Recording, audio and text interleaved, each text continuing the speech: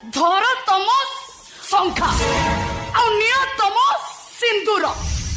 ସ୍ୱାମୀ ଆଗରେ ସ୍ତ୍ରୀ ଖୋଲିଦେଲା ଶଙ୍ଖା, ମଥାରୁ ପୋଛିଦେଲା ସିନ୍ଦୁର। ଯାତ୍ରାର ଏ ଦୁଇପଦ ସଳାପ ଏବେ ପ୍ରକୃତ ଜୀବନରେ ସତ ହୋଇଛି। ସ୍ତ୍ରୀ ହାତରୁ ଶଙ୍ଖା ଖୋଲି ସ୍ୱାମୀ ହାତରେ ଧରାଇ ଦେଇଛି। ଦେଖନ୍ତୁ ଏ ଦୃଶ୍ୟକୁ। ପ୍ରେମିକ ପାଇଁ କିଭଳି ଏଠି ସ୍ୱାମୀ ଆଗରେ ସ୍ତ୍ରୀ ମଥାରୁ ସିନ୍ଦୁର ପୋଛି ଦେଇଛି। ଖାଲି ସେତିକି ନୁହେଁ, ବର୍ଷ ବର୍ଷ ଧରି ସ୍ୱାମୀର ଦୀର୍ଘାୟୁ ମନାସି ହାତରେ ପିନ୍ଧିଥିବା ବ୍ରତକୁ ବି ଖୋଲି ଦେଇଛି। ପରକୀୟା ପ୍ରୀତି ଧରାପଡ଼ିବା ପରେ ଏଭଳି କିଛି ଦୃଶ୍ୟ ଗାଁ ଦାଣ୍ଡରେ ଦେଖିବାକୁ ମିଳିଛି। ସ୍ୱାମୀର ସିନ୍ଦୁର ପୋଛି ପ୍ରେମିକ ହାତରୁ ସିନ୍ଦୁର ପିନ୍ଧିଛି ସ୍ତ୍ରୀ।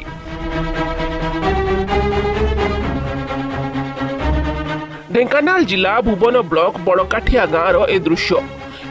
ଏହି ମହିଳା ଜଣକ 8 ବର୍ଷ ତଳୁ ବିବାହ କରିଥିଲେ। ଘରେ ସ୍ୱାମୀ ଓ 2 ଛୁଆ। ତଥାପି କୁଆଁରପାଳ ଗାଁର ଅନ୍ୟ ଜଣେ ଯୁବକଙ୍କ ପ୍ରେମରେ ପଡ଼ିଥିଲେ।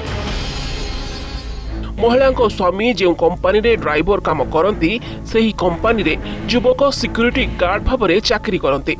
ଯୁବକ ଜଣକ ଲୁଚି ଲୁଚି ବିଭିନ୍ନ ସମୟରେ ମହିଳାଙ୍କ ଘରକୁ ବି ଆସୁଥିଲେ। ଏହାକୁ ନେଇ ଶାଶୁଘର ଲୋକଙ୍କ ସନ୍ଦେହ ହୋଇଥିଲା।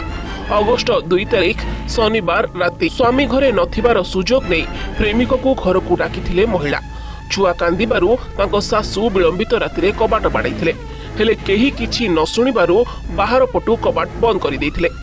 ସକାଳୁ ଗାଁ ଲୋକେ ପରିବାର ଲୋକଙ୍କୁ ଖବର ଦେବା ପରେ ପ୍ରେମିକ ସହ ଧରା ପଡ଼ିଥିଲେ ସ୍ତ୍ରୀ। ସ୍ୱାମୀ ତାଙ୍କୁ ରଖିବାକୁ ମନା କରିଦେଇଥିଲେ।